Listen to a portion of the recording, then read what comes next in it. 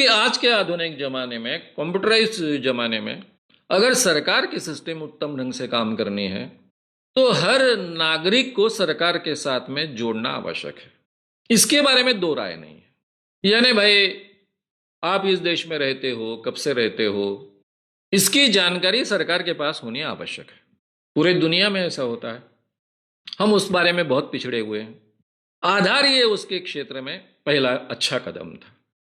आधार में बहुत बड़े पैमाने पर व्यापक तरीके से जनता की जानकारी इकट्ठा हुई, लेकिन कुछ कानूनन दिक्कतें आई, इसलिए आधार सबको कंपलसरी नहीं कर पाए। कोर्ट के बार बार उसी ढंग के निर्णय आए। आधार में कंपल्शन था, आपको फायदा मिलना है तो आधार कर लीजिए, नहीं तो आपकी हर जगह दिक्कत होगी। ड्राइविंग लाइसेंस मिलने के लिए दिक्कत होगी, बाकी जगह दिक्कत होगी, बैंक अकाउंट के लिए दिक्कत होगी। लेकिन जिन लोगों को ड्राइविंग लाइसेंस भी प्राप्त करना नहीं है, बैंक अकाउंट भी प्राप्त करना नहीं है, राशन भी प्राप्त करना नहीं है, उसको आधार की जरूरत भी नहीं है, तो वो नहीं निकालेगा आधार, तो ठीक है, मत निकालिए। तो उनकी जानकारी बच जाती है। सरकार जब कोई भी नियोजन करता है तो नियोजन करने के बाद में किस तबके के लिए क्या करना है, इसके लिए जानकारी इकट्ठा करना काम तो सेंसस करता था। लेकिन जब जो फायदा है वो उस व्यक्ति तक पहुंच रहा है नहीं पहुंच रहा है, ये देखने के लिए ये इस ढंग का एक सूची तैयार होना आवश्यक है, हर देश के लिए आवश्यक होता है। तो आधार को ही अगर हम ज्यादा व्यापक बनाएं तो वही एक नागरिकता का आधार हो सकता है ना। अब हमें क्या करना पड़ेगा कि आधार में जो गड़बड़ियां है वो कम करनी पड़ेगी। झूठे आधार तैयार ना हो, हमें देखना पड़ेगा। और कंप्यूटर के जमाने में ये संभव है कि झूठे आधार कार्ड्स तैयार ना हो। नागरिकता उस ढंग से, क्योंकि आपने जहां भी कही, अभी क्या हो गया, आधार सबके साथ में हमने जोड़ दिया है, हर बैंक अकाउंट के साथ में आधार जुड़ गया है, तो हमारे तुरंत पता चलता है आधार के आधार पर हमारे कितने बैंक अकाउंट्स है, ड्राइविंग लाइसेंस है, कार है, ये सब बातें जानकारी सरकार को प्राप्त हो जाती है।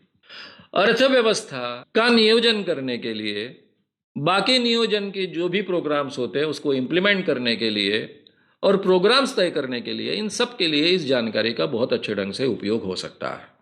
उसके खिलाफ कोई नहीं है, आपके जानकारी इकट्ठा करने के खिलाफ कोई नहीं है।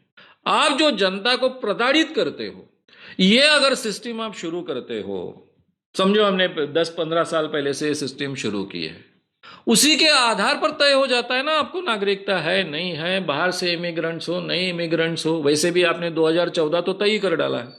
अगर 2014 को तक जो लोग आए हैं इस देश में उनको आप नागरिकता दे ही रहे हो, तो उसमें आपने मुस्लिम एक्सक्लूड कर लिया। कोई कारण नहीं था मुस्लिम एक्सक्लूड करने का। क्यों पाकिस्तान से कोई आपके देश में आएगा? पाकिस्तान से आपके देश में जो आएगा वो कौन आएगा? जो भारत में ज्यादा सुरक्षा महसूस करता है, जिसके रिश्तेदार भारत में है, वहां जीना उसके लिए दुभर है, वही पाकिस्तान से यहां आएगा ना। ज्यादा से ज्यादा टेररिस्ट एक्टिविटी करने के लिए आएगा। जो टेररिस्ट एक्टिविटी करने के लिए आएगा तो वो मुस्लिम बन के क्यों आएगा, किस लिए आएगा? वो हिंदू बनकर आएगा ना। तो आपने मुस्लिम को एक्सक्लूड कर कर क्या फायदा किया? कोई फायदा नहीं हुआ। नागरिकता देना है नहीं देना है ये आपका अधिकार है, भारत सरकार का अधिकार है। आपने अभी तक तो बौद्धों को जो आए हैं तिब्बत से अभी तक नागरिकता नहीं दी है। तमिलियंस को, जिनको बहुत प्रताड़ित किया गया इसीलिए वो आए वहां पर, जो तमिलियन हिंदू है, तमिलियन द्रविड़ी है, वो अभी भी तमिलनाडु में रह रहे हैं। 1 लाख के ऊपर है, उनकी तो अधिकृत संख्या ही खुद मुख्यमंत्री जी ने मोदी जी को सूचित की है। उनको भी आपने 30 सालों से नागरिकता नहीं दी है।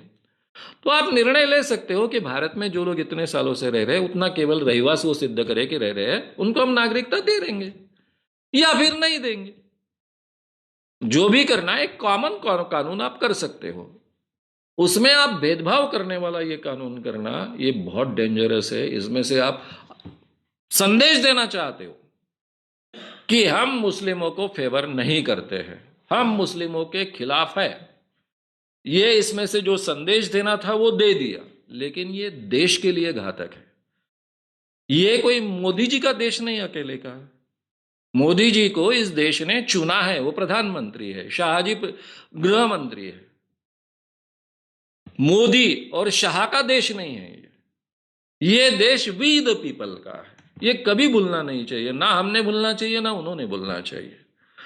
तो नेचुरली इन सब का सम्मान रखकर ये अगर जानकारी इकट्ठा करते हैं, उसकी सूची तैयार करते हैं, तो ये सूची को बहुत महत्व है, आवश्यकता है। उसका मिसयूज, जो प्रोग्राम्स के लिए पैसा अलॉट होता है, कई अलग अलग योजनाएं होती है, उसमें बहुत भ्रष्टाचार होता है, उस भ्रष्टाचार को कम किया जा सकता है। एक बार अगर इस ढंग की अच्छी सूची बने, सब लोग कंप्यूटर के साथ में जुड़ जाए, तो हर एक को पता चलेगा कि सरकार से कितना पैसा आया, किसके पास कितना पैसा गया, सही व्यक्ति के पास पैसा गया कि झूठे व्यक्ति के पास पैसा गया। तो भ्रष्टाचार का प्रमाण कम होगा, बीच में कोई खाने वाले दलाल नहीं बचेंगे। ये सब सिस्टम उसमें से इवॉल्व की जा सकती है। तो इसलिए उन बातों का हर भारतीय नागरिक को समर्थन करना पड़ेगा।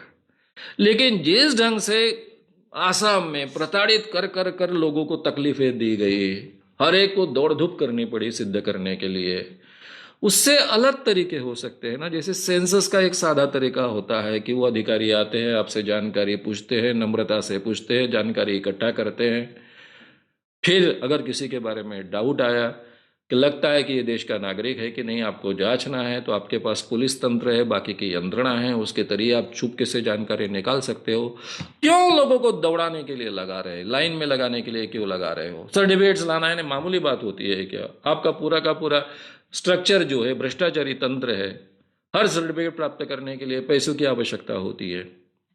लेकिन ये कंप्यूटराइज के ज़माने में ये काफ़ी चीज़ें आसान की जा सकती है, और उस दिशा में हर सरकार को जाना पड़ेगा। यानी सरकार की दिशा के बारे में किसी को ऑब्जेक्शन नहीं है, उनके भेदभाव की नीति के बारे में और लोगों को प्रताड़ित करने के उनके तरीके के बारे में लोगों को ऑब्जेक्शन है। ये बात हमने समझ लेनी चाहिए। और इसीलिए अपने देश के 10 से 11 स्टेट्स के मुख्यमंत्री कहते हैं कि हम हमारे यहां एनपीआर नहीं करेंगे, ना सीएए लागू करेंगे। ये इसलिए कह रहे हैं क्योंकि इसमें सरकार की मंशा के साथ में वो जाना नहीं चाहते। पूरी सरकारी तंत्र यही काम में जुड़ जाएंगे। क्यों इसी काम में जुड़ जाना है? धीरे धीरे 10-20 साल में अगर ये सब तैयार होता है, हमने आधार को ही ज़्यादा सशक्त बना दिया, उसको ज़्यादा परफेक्ट कर दिया, तो वही हमारा जाने अनजाने में नागरिक प्रमाण पत्र होगा ना। वैसे भी आधार तो कई जगह आपने कंपलसरी कर दिया। मुझे बैंक अकाउंट के लिए तो कंपलसरी आधार देना ही पड़ता है। आधार के बिना नहीं तो चिल्लाते बैठते हैं बैंक वाले, वो आपको सहयोग नहीं करेंगे। ठीक है, कानूनन उन्होंने कोई कंपल्शन नहीं किया है। ऐसे आधार में, जैसे आपने कंट्रोल में अगर आपको कुछ राशन चाहिए तो उसके साथ में भी आधार जोड़ दिया है, तो आधार ही धीरे धीरे नागरिकता प्रमाण पत्र बन सकता है ना। उसको समय लगेगा, जो उसमें गलती है उसको निकाल दीजिए आप। लेकिन आप अलग से सब कसरत करना चाहते हैं, आप पूरे देश को एक काम को लगाना चाहते हैं, तो इस ढंग का जो एटीट्यूड है उस कारण ये सब लोग खिलाफ गए हैं। मूल काम का विरोध करने का कोई कारण नहीं है। यानी कभी ना कभी तो पंजीकरण होगा, लेकिन वो अलग ढंग से किया जा सकता है, इतना ही।